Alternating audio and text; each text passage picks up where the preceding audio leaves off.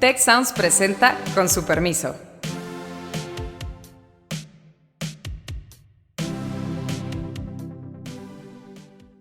Con su permiso, yo soy Carlos Elizondo y hoy tenemos un programa especial en torno al tema de la invasión rusa a Ucrania, sus consecuencias, sus implicaciones, y tendremos una charla con el embajador Miguel Ruiz Cabañas, quien es profesor nuestro aquí en el Tecnológico de Monterrey. Y el otro área que yo creo que también deberíamos de hacer algo es abrir nuestras puertas a familias ucranianas que estén en una situación particularmente difícil. Y ha sido, pues, las declaraciones del presidente, un poco como tú dices, pónganse de acuerdo cuando uno claramente invadió. Miguel, bienvenido. Buenas tardes, Carlos. Muchas gracias por la invitación. A ver, empecemos por lo que es más, digamos, quizás sorprendente de todo esto. Tú y yo tuvimos una charla hace, ha sido 2 semanas, Miguel, y nuestra sabia conclusión, muy sabia hay que recordarla, es que no iba a haber invasión. Así es, así es. Entonces, nos equivocamos completamente. ¿Por qué nos equivocamos? Esa es la primera pregunta. Mira, yo te diría, lo primero que te diría es que no fuimos los únicos que nos equivocamos. El secretario general de las Naciones Unidas, Antonio Guterres, también confesó que él pensaba que no iba a pasar nada mayor y que para él había sido una gran sorpresa que la invasión fuera a todo el país. Ahora, el presidente Biden nos venía diciendo va a haber invasión, nos dijo el día, la fecha, salió como nos habían dicho que iba a ser y no le creíamos. A toda Ucrania. Bueno, yo no le creíamos porque parecía, a mí me pareció así, que era una estrategia de Estados Unidos para, digamos, presionar precisamente a Putin de que no avanzara más de lo que ya había hecho, que era pues tratar de tener control de las 2 provincias fronterizas de Ucrania con Rusia, y que parecía que Estados Unidos traía una estrategia de presionarlo para que no fuera a ir, digamos, más allá. Eso fue lo que pensé, y como hemos visto en otros conflictos, en otros momentos, pues a veces ese tipo de declaraciones son exactamente para lo que pensé, así, sinceramente. Lo platicamos ahí, es que para Rusia los costos económicos potenciales para una economía que por sí estaba en una fase débil, pues no era muy buena idea. Pero ahora vamos a pasar a la otra equivocación, que esa no sé si la tuviste, porque ya no platicamos después, pero es la sorpresa de la resistencia ucraniana, que para mí está resumida en una frase de su presidente, Zelensky, cuando le ofrece a Estados Unidos sacarlo de Ucrania para formar un gobierno en el exilio. Le responde a las autoridades de Estados Unidos: yo no quiero un aventón, yo quiero armas. Y ha sido una resistencia que estoy seguro, hasta donde puedo estar seguro de estas cosas, que es una sorpresa para todos, empezando para el gobierno de Vladimir Putin. Coincido, yo creo que si ves las primeras declaraciones de Putin, les dice a los soldados ucranianos: ya váyanse a su casa con sus familias para que no les pase nada, quédense tranquilos en su casa, nadie los va a criticar, los vamos a proteger porque entendemos perfectamente que son ustedes patriotas y lo que les conviene es irse a su casa. Y la respuesta ha sido exactamente al contrario. Fueron patriotas. Sí, bueno, pero claro que han sido patriotas, digamos, pero defendiendo a Ucrania. Y yo creo que esto, digamos, sí me parece que Estados Unidos en esta vez tenía muy claro, digamos, la información, la inteligencia de lo que se estaba moviendo ahí, y por eso advirtieron con tanta continuidad y con tanta firmeza que habría una invasión. En cambio, pareciera que Rusia no tenía suficiente inteligencia, claridad de cuál podría ser la reacción de los ucranianos, empezando por el presidente Zelensky, su gobierno y la población. Entonces creo que pensaban que si eso iban a ser recibidos con flores y que los iban a tratar muy bien como presuntos liberadores. Pues no ha ocurrido absolutamente para nada eso, y da la impresión incluso que el gobierno ruso se creyó su propia propaganda, es un régimen pro-nazi, es un régimen ligado a esos nazis, esos neonazis, y se la creyeron, y realmente no es así, y me parece que sí ha sido ya sorprendente que pues no hayan podido tomar la capital después de más de una semana entera y no han podido tomar la capital. Y además, Miguel, con un discurso central de Putin que era, esos no son una nación, son un invento, son como nosotros. Y por eso estaba la esperanza del abrazo. Pero el como nosotros tiene otro componente que es el que creo que está jugando más, que es, pues los ucranianos están defendiendo su soberanía, su libertad, pero los soldados rusos no parecen tan convencidos de matar a sus primos, porque más de uno tiene una abuelita que nació en Ucrania, una novia que viene no sé dónde, y ha habido unas escenas pues que no las vimos en la guerra de Siria cuando los rusos invadieron, no lo vimos en la guerra de Irak cuando los Estados Unidos invadieron, que es estas escenas de civiles parándose enfrente de un convoy militar, obviamente con un celular, y los soldados rusos no sabiendo qué hacer, no se atreven a disparar. Sí, así es. Bueno, yo creo que ahí sí la historia cuenta muchísimo. Son dos naciones que se desarrollaron, digamos, simultáneamente a partir del siglo, no sé, octavo, noveno, y realmente son dos primos hermanos que han vivido juntos toda la vida. Hay una parte de la población ucraniana que es rusa y ruso-ucraniana, entonces claro que están absolutamente mezclados, pero eso no quiere decir que estén en este momento sobre todo deseando lo mismo. Y lo que ha pasado en 20 años en Ucrania es que una parte importante de los ucranianos empieza, digamos, a tener mayor atracción hacia el proyecto europeo que hacia el proyecto ruso. Pero y eso incluso, creo que Miguel, no fondo. sabemos si los rusos tengan atracción al modelo europeo, porque ahí no hay democracia, no lo pueden votar. Igualmente podría eventualmente en ocurrir. San Petersburgo hubiera un gran interés de estar más integrados a Europa, pero lo que sabemos es que los ucranianos han votado. Primero, votaron por salirse de la Unión Soviética y después han estado votando en dos sentidos. Con B grande sacaron un gobierno prorruso, lo votaron, y votaron a este otro gobierno que lo que quiere es una mayor integración con Europa. Así es, y entonces eso es quizá para la sorpresa que se está llevando Putin. Repito, creo porque se creyó su propia propaganda, si lleva 10, 15 años pensando y nadie lo contradice, pues eso es lo que suele suceder. Todos hemos visto, a mí me parecen estas escenas increíbles del acuerdo del presidente Putin con su gabinete. Me recordó, pues digo, esa es la Rusia de los zares, no es la Rusia del Partido Comunista de la Unión Soviética, donde siempre aparecían varios líderes al mismo tiempo, aunque desde luego el secretario general era prominente y preeminente, pero si tú ves las imágenes, o sea, siempre aparecían varios líderes en el balcón, en el Kremlin, juntos. Aquí no, aquí hay una distancia muy grande entre el presidente y su gabinete que habla por sí misma. Y en esa distancia, como dices, parecería que no se atreven a decirle la verdad. Está esta escena donde su secretario de Seguridad Internacional le quiere explicar algo, pero Putin quiere que le diga otra cosa y lo empieza a regañar en público. En público, sí, dicen, ese tema no lo estamos discutiendo. Y bueno, pues la reacción de sorpresa de sus militares cuando les dice pongan en alerta máxima los sistemas nucleares, como que dicen, ah, caray, o sea...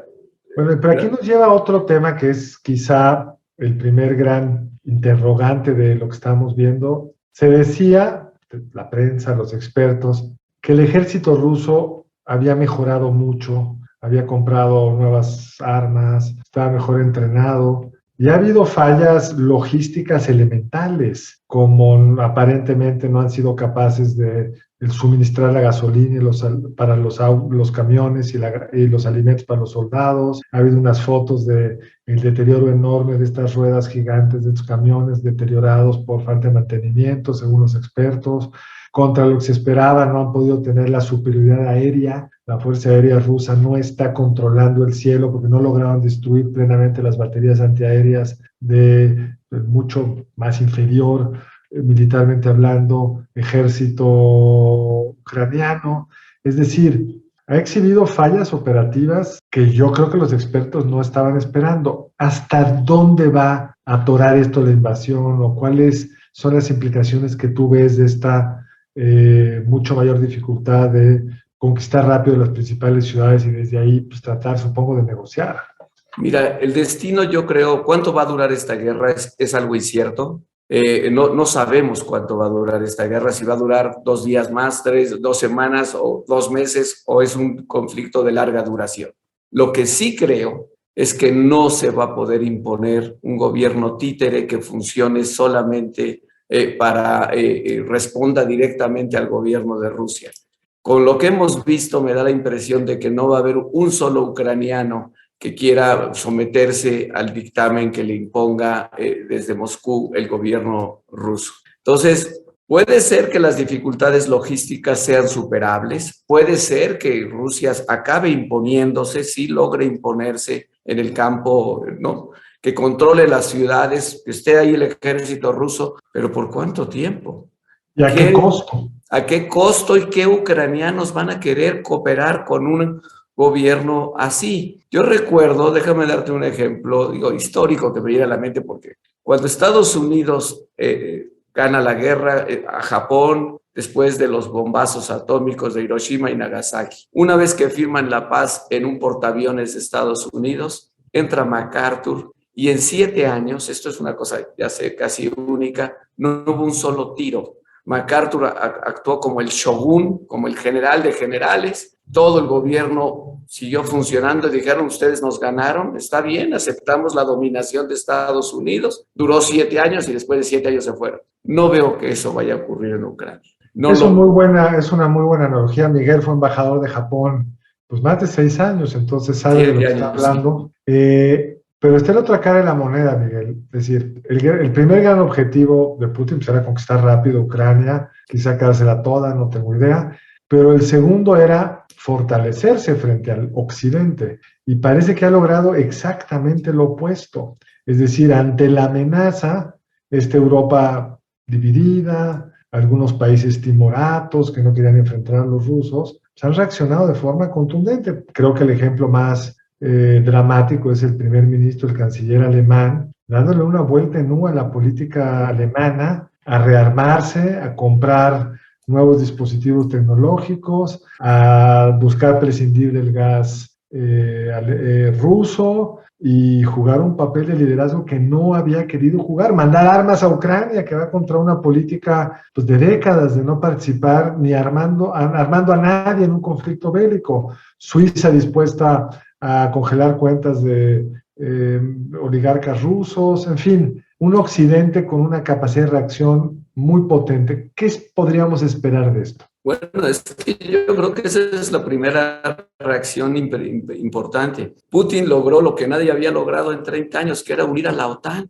y a la Unión Europea en un solo objetivo, tratar de detener la expansión rusa hacia Ucrania y eventualmente hacia otros países. Entonces, sí parecen bastante unidos, han tomado medidas económicas y de sanciones que le afectan a los países occidentales porque van a afectar el comercio, van a afectar las finanzas. Yo no sé, te lo digo, o sea, desde luego que están teniendo efecto esas medidas, se devaluó el rublo, la moneda rusa, cayó la bolsa estrepitosamente, subieron las tasas de interés al 20% para que no se les vayan los capitales, etcétera. Pero me parece que ahí es donde, digamos, los oligarcas rusos que tengan activos en Occidente sí la van a pagar y probablemente le van a decir a Putin, oye, no pensábamos que íbamos a llegar a esto. Creo que Pero Putin, perdón, les va a responder, veía un artículo del New York Times, creo que les va a responder, mira, tú tenías 5,000 millones,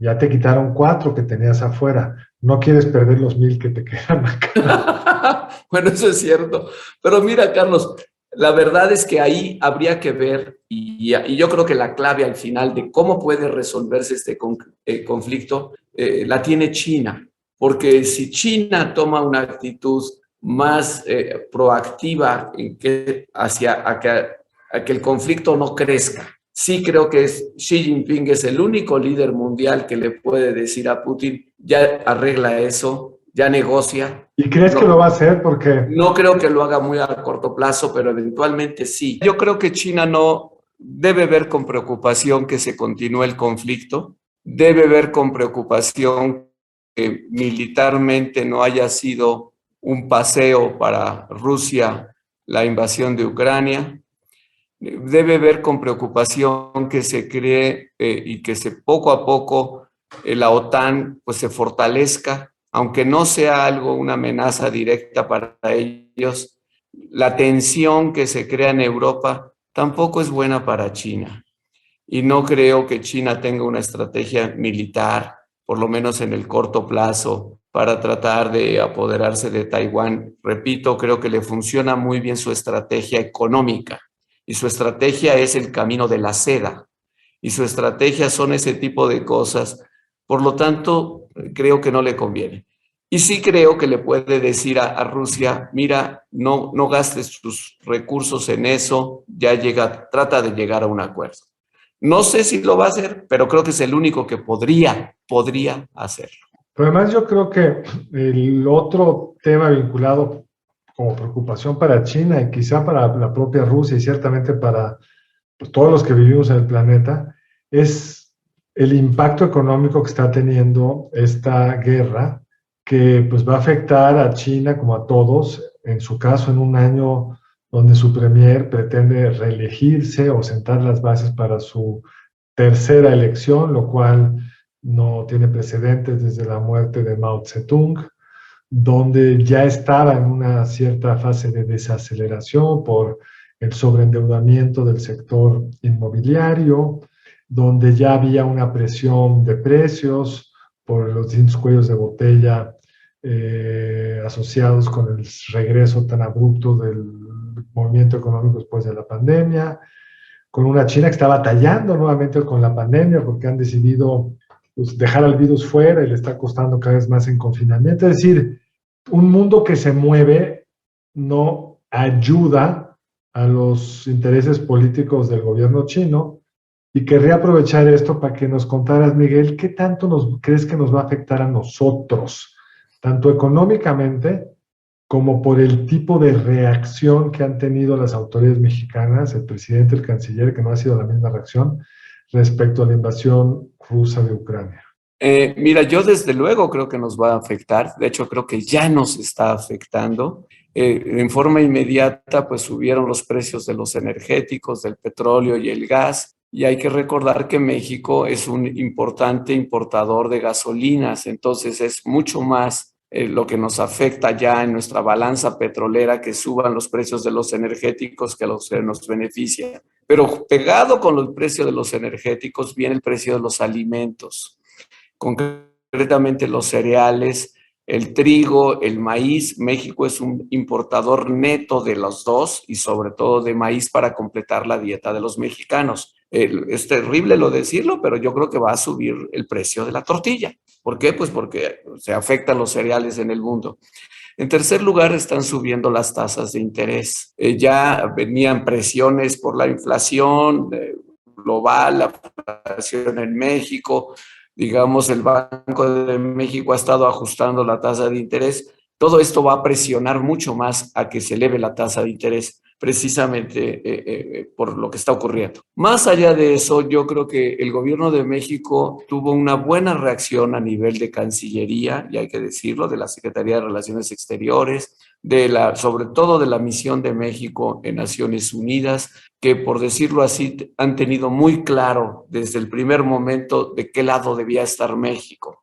La verdad es que el presidente en sus conferencias de prensa no ha tenido la misma, digamos, claridad de cuál ha sido la posición de México. En varias ocasiones ha dicho, bueno, que no haya invasiones, que no haya guerras, que se pongan de acuerdo. Bueno, sí, pero la verdad es que ponerte de acuerdo con él cuando alguien te está invadiendo tu casa, pues es complicado. Es como pedirle a alguien, o sea, óigase, aquí hay un ladrón en mi casa, está armado, póngase de acuerdo con él, haga usted, ¿no? Negocie. No, pues primero ayúdeme a sacarlo. Ese es un poco el tema. Entonces, creo que México viene internacionalmente, pero hay esa parte. Y hay una parte muy concreta donde yo creo que México va a tener más presiones en el futuro, las próximas semanas o meses, el tema de las sanciones económicas. Y no está fácil, Carlos, porque México siempre ha sido muy defensor del marco legal internacional. Nunca hemos apoyado sanciones unilaterales o de un grupo de países contra otro país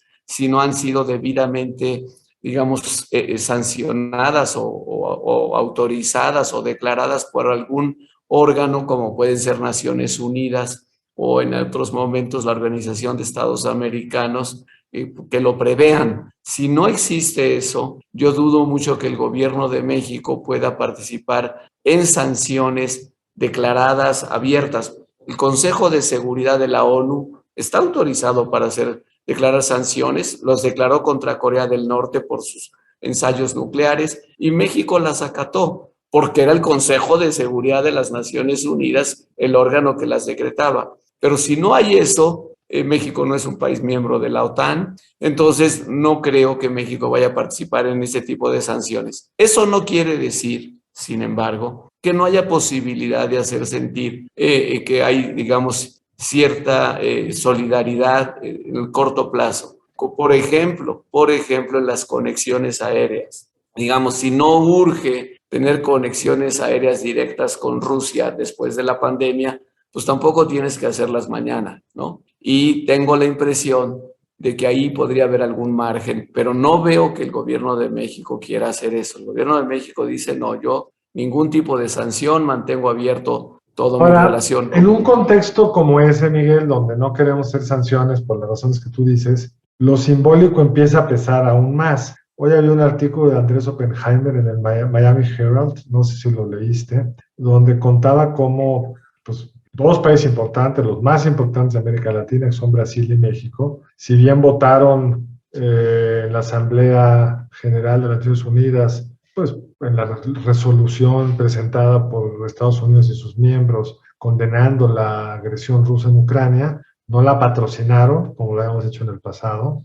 no participaron, en el caso de México, en una reunión que hubo del Organismo Internacional de Energía Atómica que condenaba a la Unión Soviética, a Rusia, y ha sido pues las declaraciones del presidente un poco como tú dices, pónganse de acuerdo cuando uno claramente invadió, no están en la misma posición. ¿Qué implicaciones podría tener esto para nuestra relación con nuestro principal socio comercial, vecino, el área de integración que empuja, jala a la economía mexicana? ¿Qué tipo de reacción te imaginas podría haber por Mira, parte yo, de bueno, desde luego creo que sobre todo ya ha habido algunas voces, el senador Menéndez, ¿no? Que es el presidente del Comité de Asuntos Hemisféricos del Senado, manifestando extrañamiento porque México no ha sido más activo y más firme en su oposición a la invasión de Rusia. Yo te diría, así como no se ha hecho, digamos, no copatrocinamos la resolución la resolución que se aprobó en la Asamblea Extraordinaria hace 2 días, votamos a favor, pero también votamos a favor en el Consejo de Seguridad. Y debo decir que en el Consejo de Derechos Humanos también copatrocinamos una resolución sobre la preocupación que nos causan las violaciones de derechos humanos de los ucranianos por parte de las fuerzas rusas. Entonces hay señales de preocupación en algunas áreas. Y también debo decir, México presentó una resolución junto con Francia pidiendo que no se impida el acceso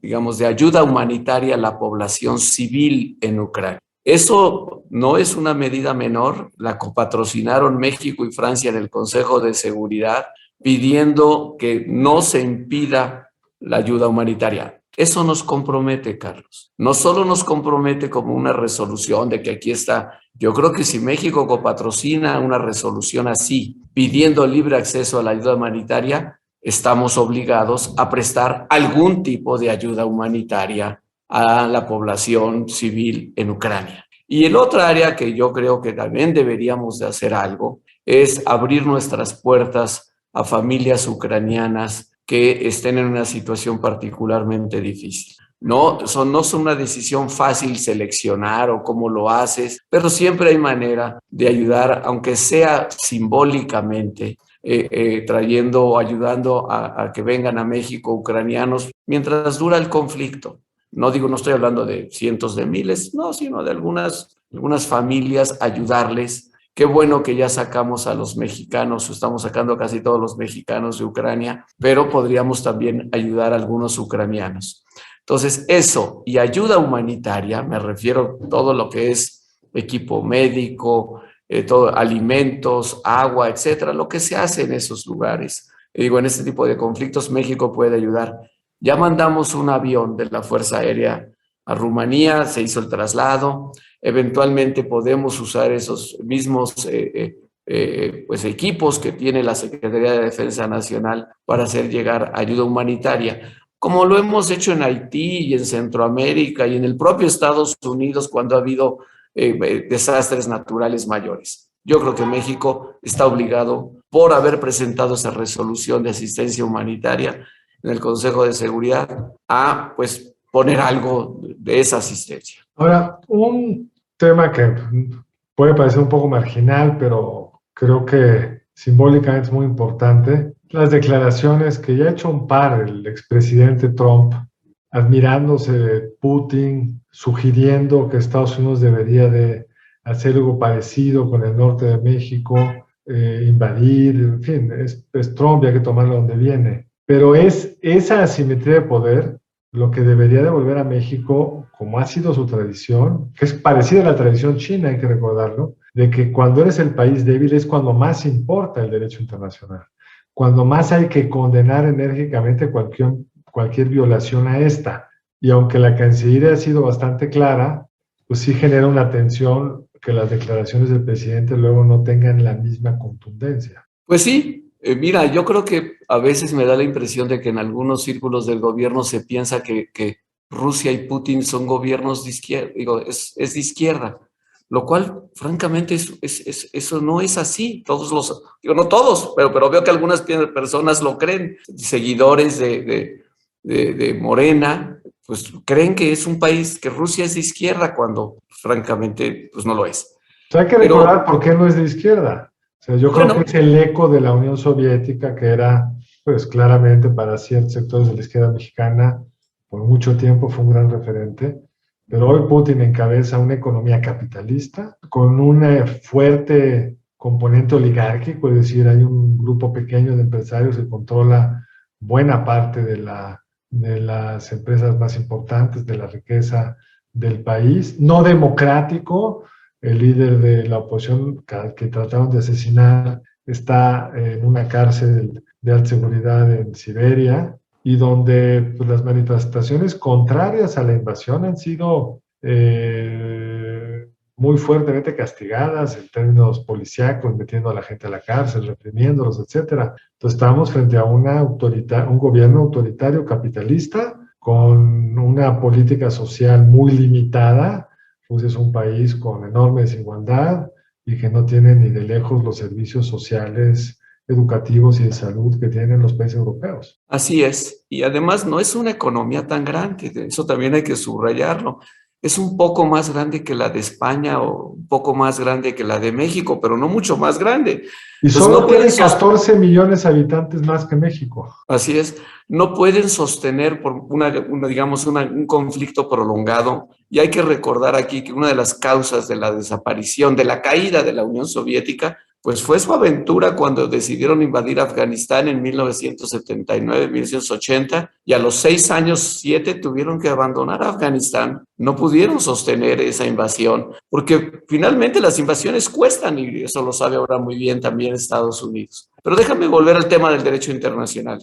Sin duda, el país que más consistente ha sido a lo largo de muchos años defendiendo el derecho internacional es México. Y a mí uno dice, estas cosas que dice Trump, no hay que tomarlas como chiste, no hay que tomarlas como una cosa de alguien que está, digamos, fuera de sus cabales. No. Hay personas, muchas personas, probablemente millones en Estados Unidos que piensan como Trump. Entonces, Trump, a mi modo de ver, nos ha recordado que no somos inmunes, Carlos. No somos inmunes.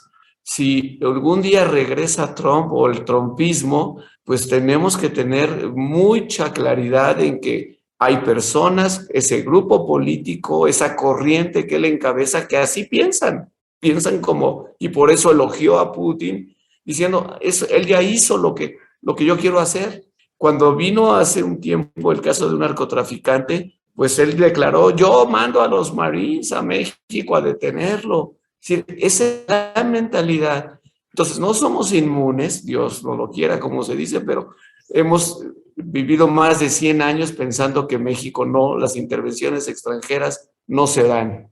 Pues no sé si en el futuro pudiera haber un escenario así. Y por eso hay que defender. El tiempo se nos está terminando derecho. Y me gustaría terminar con una pregunta que parece vincularse a este último comentario tuyo, que es esta idea de que, bueno, es que el problema, casi la justificación de la invasión de Putin, es que los Estados Unidos no cumplieron un presunto pacto entre George Bush padre y Gorbachev cuando se desintegra la Unión Soviética, de que no se iba a permitir una expansión de la OTAN a los países del este de Europa, a los pedazos de la Unión Soviética que se habían vuelto independientes, como Ucrania, Estonia, Lituania, y que todo este conflicto y esta excepción de Putin se desencadenó cuando le ofrecen a Georgia ser parte de la OTAN, que deriven la invasión de una parte de Georgia, y que pues, realmente este agravio histórico justifica la invasión. ¿Cómo ves este argumento? Mira, es cierto que ocurrió ese, digamos, pacto de caballeros, sí hay evidencia histórica. Jim Baker, secretario de Estado, George Bush, padre, acordando que no habría esa expansión de la OTAN hacia los países de Europa Oriental. No lo cumplieron. Hay muchas razones que te podrían explicar por qué no lo cumplieron. En primer lugar, no era un tratado, no era un convenio firmado, público, etcétera, sancionado y aceptado por todos. Fue básicamente un acuerdo de caballeros que después llevó a otros acuerdos que sí se firmaron protocolos. Por ejemplo, el protocolo de Budapest, donde el cual Ucrania entregó las armas nucleares a Rusia y vino la sucesión de la Unión Soviética con Rusia.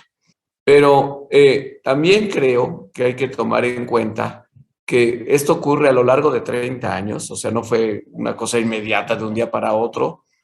Y dos, que las aspiraciones de muchos países de Europa Oriental eran precisamente esas. Es decir, yo no me voy a sentir seguro si no formo parte de la OTAN. Fui embajador en Albania, ¿te acuerdas de Albania? Fui embajador en Albania. Cuando estuve ahí, pregunté al presidente de Albania cuál había sido el logro más importante de su país en los últimos 15 o 20 años. Sin dudarlo, me dijo, el ingreso de Albania a la OTAN, porque ahora sí ya somos un país que que cuenta en Europa porque ya somos parte de la OTAN. Hay otros países que quieren entrar, pero no los van a aceptar, a nosotros ya nos aceptaron. Y eso es muy importante para nosotros. Entonces, hay que entender esto. Quizá, no sé si leíste el ensayo de Henry Kissinger de cómo resolver el conflicto de Ucrania.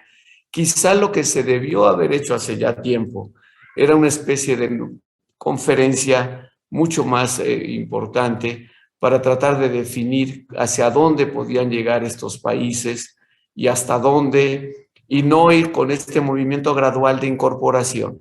Creo que, pero en fin, todo eso es como el hubiera no existe, ya no sabemos si eso.